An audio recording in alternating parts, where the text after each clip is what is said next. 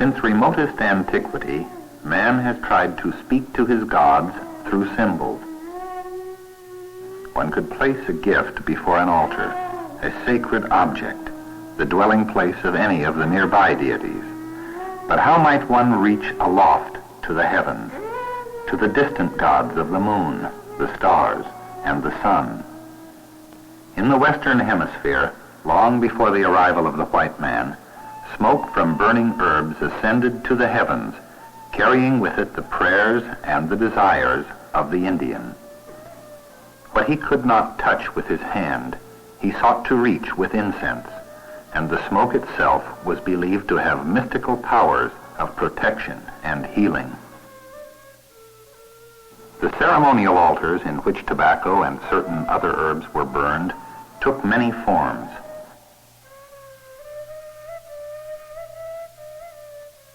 The most primitive container was probably a simple concave stone, or a depression in the ground made by removing the turf so that the virgin soil was exposed.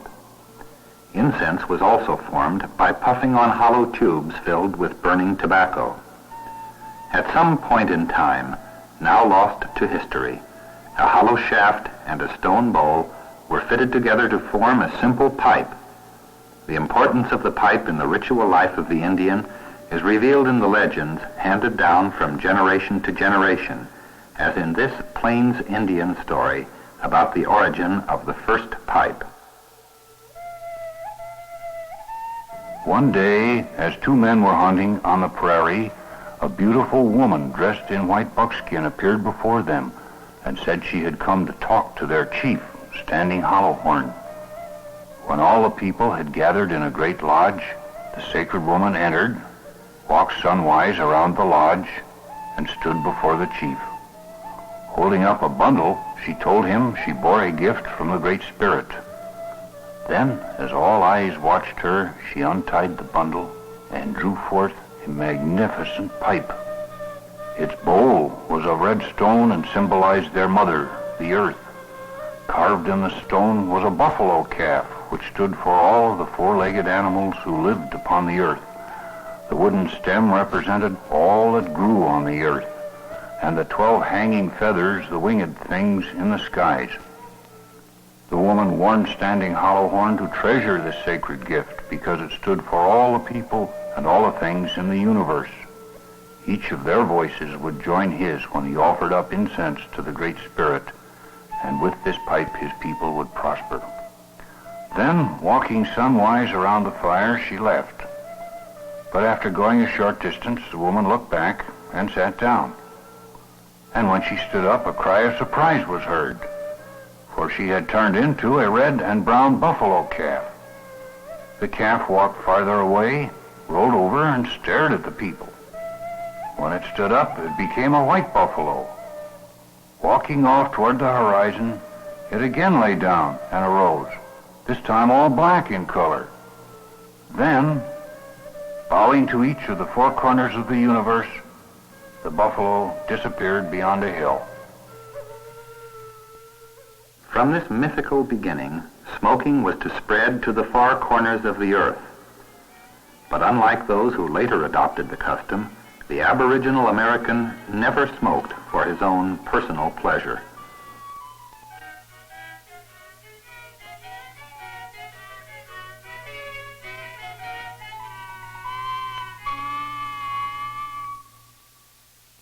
Of the many types of pipes made by the Indian, none was more sacred than the calumet. Carefully fashioned after that first legendary pipe, it played an important role in many community functions. It was used to bring needed rain or favorable weather for a journey. It gave safe conduct to travelers. It served to formalize agreements, to placate hostile tribes, and to conclude a lasting peace. The word calumet is Norman French for tube or flute, particularly a shepherd's pipe. It originally referred to a highly symbolic reed shaft through which the life spirit of man was said to pass. When the French explorers first saw the ornate wooden pipe stems in America, they used this same term to describe the Indians' ceremonial pipe. In smoking the calumet together, the parties to a pact invoked the sun and the other major deities as witnesses, and the pact could not be violated without incurring the wrath of the gods.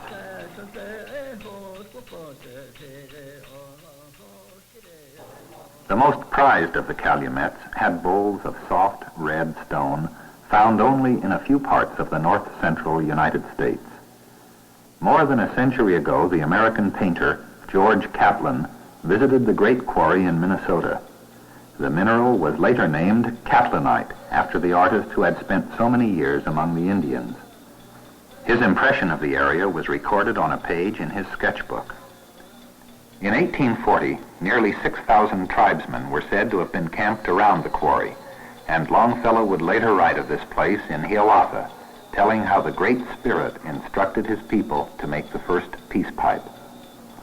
Now a small national monument of 283 acres, it stands apart from the surrounding countryside, guarded by the spirits of 3 young women said to have been buried beneath the great boulders which mark the quarry entrance. Before Catlinite could be removed from this hallowed ground, a sacrifice of tobacco had to be made to the 3 maidens. That tradition is still followed by Indians who come in quest of the stone. Men of the Sioux, the Mandan, and the Blackfoot, the Ojibwe, the Ponca, and others. For 300 years and more, Indians of the plains have stood before these boulders and sought permission to enter. Even at the most accessible points, the red pipestone is buried beneath a layer of quartzite, 5 to 8 feet thick. To reach the Catlinite, this protective rock must be penetrated.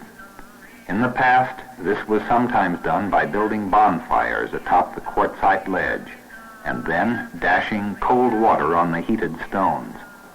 The fractured rocks would then be broken away with stone mauls, or shattered by other methods. In spite of the passage of time, many of the old ways remain.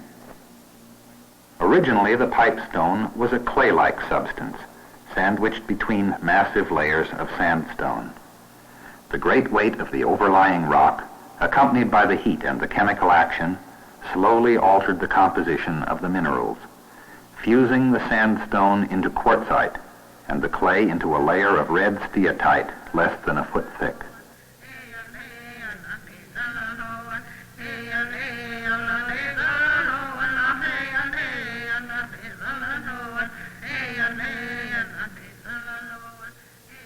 As the surface of the earth shifted, cracks opened in the quartzite, and it was here, in these fissures, that the Indian's eye first fell upon the material he would fashion into his incense altar. The Catlinite slabs were pried loose from the rock bed, lifted to the surface, and examined for flaws. Then, in a pattern little changed with the passage of time, an ancient and arduous process began.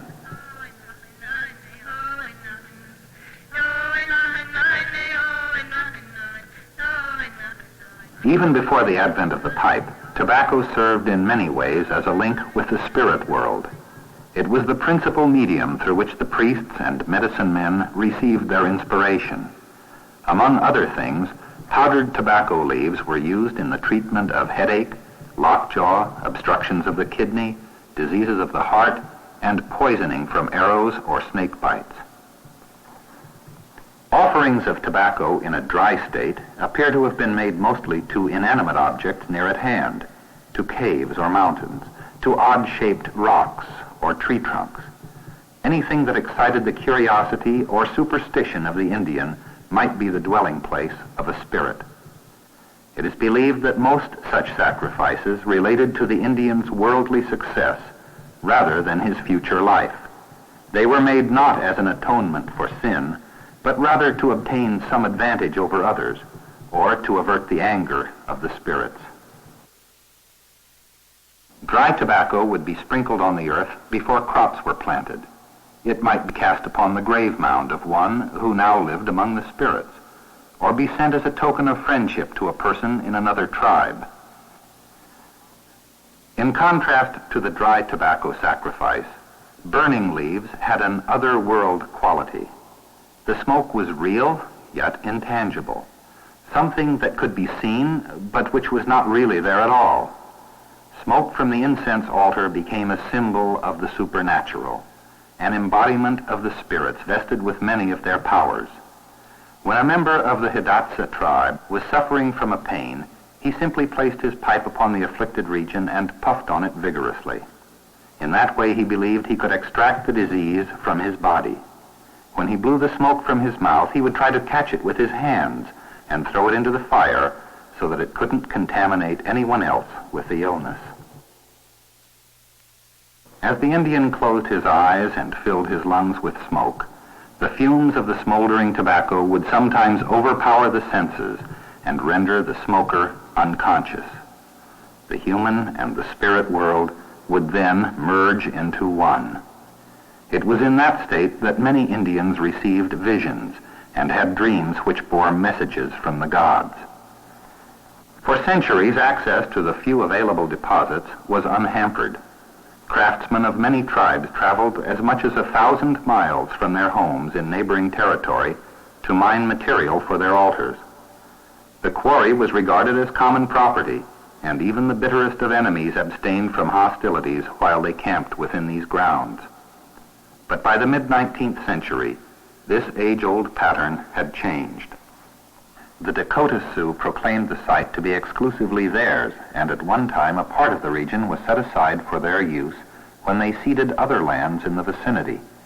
Between 1865 and 6, white men of the Northwestern Fur Company also worked this quarry and made over 2,000 pipes, which were traded to tribes in the southeast and the far west.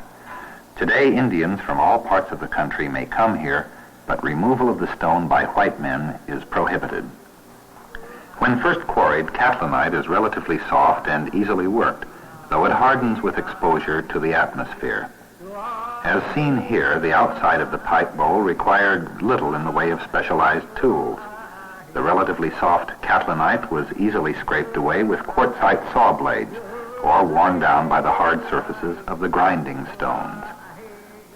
But the drilling of the bowl cavities demanded the greatest of skill and patience on the part of the pipe maker. For this, a different set of stone tools was required.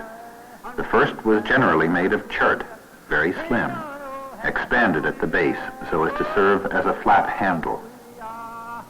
A second drill of greater diameter was used to enlarge the opening.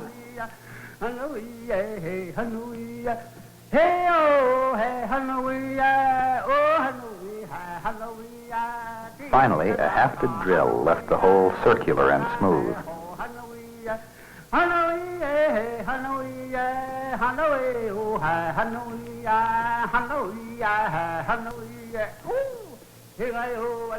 When the proper depth was attained, the entire task had to be repeated, this time in the bowl section of the pipe.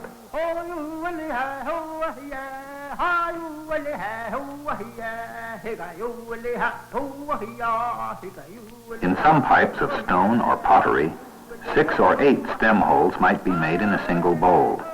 In that way, a number of the tribe's headmen could share in the smoking simultaneously, each puffing on the common bowl with his own private pipe stem. As the drilling progressed, frequent measurements were made, since the 2 holes had to meet at precisely the right point in the elbow. An error in judgment here could mean the loss of an entire day's work. Finally, the telltale puff of dust. The L-shaped tunnel is completed. The drilling has been done well, and the pipe will now draw freely. The final touch, a distinguishing mark of the catlinite pipe bowl. When dressed with a coating of buffalo tallow, the bowls took on a strikingly different appearance. But for all of their brilliance, these catlinite bowls were no more resplendent than the pipe stems accompanying them. From 2 to 5 feet in length, the sanctity of the pipe lay as much in its wooden stem as in the bowl itself. In fact, for certain purposes, the stem alone was used. Covered with elaborate wrappings, decked with eagle feathers, paint, and cords of braided porcupine quills, the ornaments represented some of the objects which had symbolic meaning in the ritual. The Plains tribes, often bound to the stem several woodpecker heads with the beaks turned back upon their red crests. When the woodpecker was angry, its red crest always rose, and this binding of the beak upon the crest symbolized the suppression of anger. When a tribe was at war, the sinew bindings were cut, allowing the crests of the birds to rise from the pipe stem. When not in use, the bowl was carefully wrapped and placed inside a pipe bundle, while the ornate stem was usually tied to the outside of the bundle. The limb from which a stem would be made was cut from a sapling, usually of ash. It was then heated over a fire, straightened, and cut to the required length. With some tribes, this distance was carefully measured off as 4 times the span between the thumb and the longest finger. The limb was then split down the middle, and the exposed pith scraped out of the center to form a channel through which the smoke might pass. At one time, the tradition of some tribes dictated that even the inside surfaces of the branch be ceremonially painted. With the exception of the groove itself, one half would be made a sky blue color, and the other half a verdant green of the earth. Then, as a prayer was intoned asking that life be breathed into this sacred object, the chief priest would paint the grooves red to typify the passageways of the body through which the breath of man comes and departs. When the two halves were glued together again, they symbolized the path of man's life, surrounded by the spirits of heaven and earth. But the split stem seen being assembled here was not always satisfactory. With age, the halves sometimes warped and separated. The characteristic flat shape of the finished stem may have evolved in an effort to provide a broader gluing surface where the halves of the stem were joined together. Later, when metal became available, a heated wire was used to burn a channel down the center of the stem without ever splitting it. But even before that time, some ingenious tribes devised their own answer to the problem. They would find a wood-boring grub, which they placed in one end of the limb. They then heated that portion over a fire. Following a path of least resistance, the grub would eat its way up through the soft pith in the center, leaving behind it a hole from one end of the limb to the other. Before a pipe could be used in any ceremony, it had to be consecrated. Wrapped in fresh sage, it was placed before an elder, whose task it was to prepare the altar for the sacred role it would be called upon to play. Filling the first pipeful of tobacco was a delicate operation. A man was forbidden to pack the tobacco down with his fingers, lest the gods take his life in the belief that he was offering himself along with the tobacco as a sacrifice. The first pipe was therefore frequently tamped with a broken arrow captured from an enemy warrior. The solemn rite being performed by this Sioux priest had its origin generations ago. Yet in essence its meaning is strangely similar to prayers heard elsewhere in other tongues. Expressions of gratitude to the sun because it gave them light, to the moon because she was believed to influence vegetation, to the earth because it gave them support, to the fire because of its benefit in cooking, to the evil spirits to appease their anger, and to the good spirits for providing all things needed in this lifetime. It is difficult now to realize that this predecessor of the modern pipe once represented a significant advance in the religious development of the American Indian. Yet the Indian's Calumet was such a milestone. For the earliest inhabitants of this continent, tobacco was a plant of divine origin. Its transformation into incense provided a path along which prayers might find their way to the beings beyond, a visible messenger to the invisible, to the unseen forces that would shape their destiny and dictate their actions. Bathe now in the stream before you. Wash the war paint from your faces. Wash the blood stains from your fingers, and bury your war clubs and your weapons. Break the red stones from this quarry. Mold and make it into peace pipes.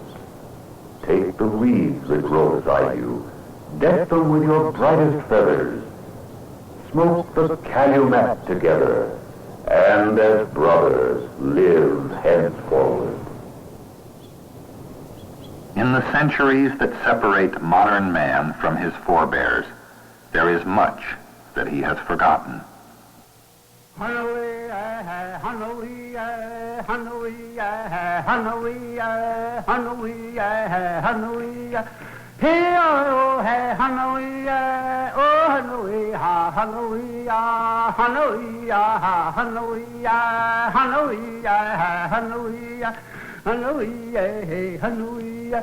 Hey oh hey hallelujah oh hallelujah hallelujah ti ga la ta hallelujah ni ga ta ne ho hallelujah hallelujah hallelujah hallelujah oh hallelujah hallelujah hallelujah hallelujah hallelujah hallelujah oh hallelujah hallelujah hallelujah